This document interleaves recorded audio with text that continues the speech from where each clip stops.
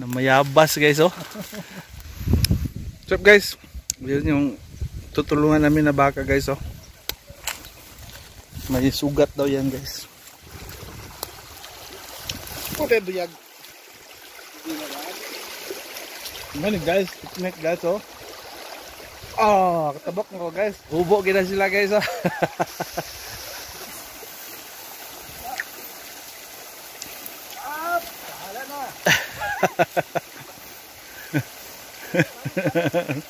Tinil guys oh.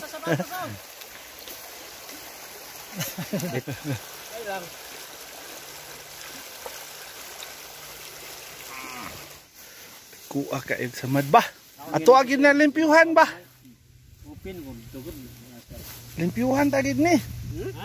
Limpyuhan tani, hindi na ni maulian. Bangon. Bangon. Di na nag-intikan na? Dili. Malata na na, kuan na, kugang na. Base assessment ng Doc Omar, kailangan talaga siyang linisin. Ito, pinapakitaan na natin tayo ni Doc Omar ng pinagbabawal ng teknik. Ito na yun.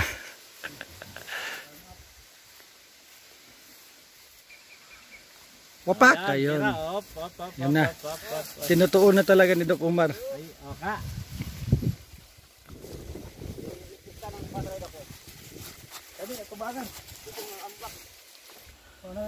Ang taon na natuto na ang kisi.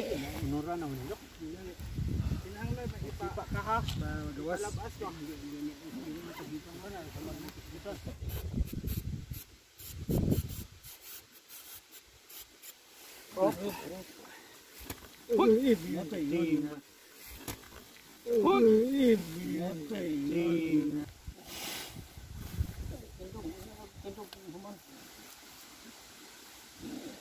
Kanang kugang mao man yung magpa-infected. Pulian man nagkagaw. Manang katol sige mo kit-kiton din siguro niya. Mo nang ipalabas ni ang sabad di na siya maulian basta di maabot sa dugo. Okay, birada ko eh. Ano?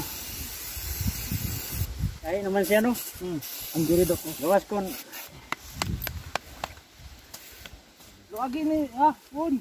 Ako nang ilisan. Kay mura kapit ni namadaw.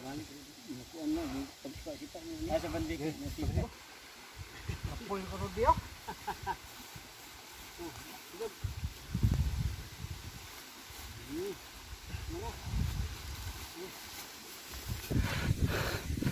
Chop mga ka-livestock. Natapos na kami. Hindi na ako makaginhawa. Sinangak na ako ng marami. Nilinis yung samad. Nide-bride tayo para mag-promote ng healing. Kasi pag walang dugo, walang healing. Huwag magkumpiyansa sa mga nag-scab na sugat. Kailangan siya i-check. Baka may nana na sa loob. So yung simple debridement ng kayong spray natin ay meron na antibiotic content. So okay na yan. Bigay din tayo ng multivitamins para iwas stress. Ngayon ka-importante yung proper restraining. Hinangak na ako. Hindi na kasi ako 6-pack. So, basic lang yan mga ka-livestock. Pero pag hindi natin na mitigate or na treat, magkaka-complication. So, yun lang. Salamat. Shout out to my son, Jalil. And to my baby girl, Adira. To my wife, shout out and I love you. As always, glory to God.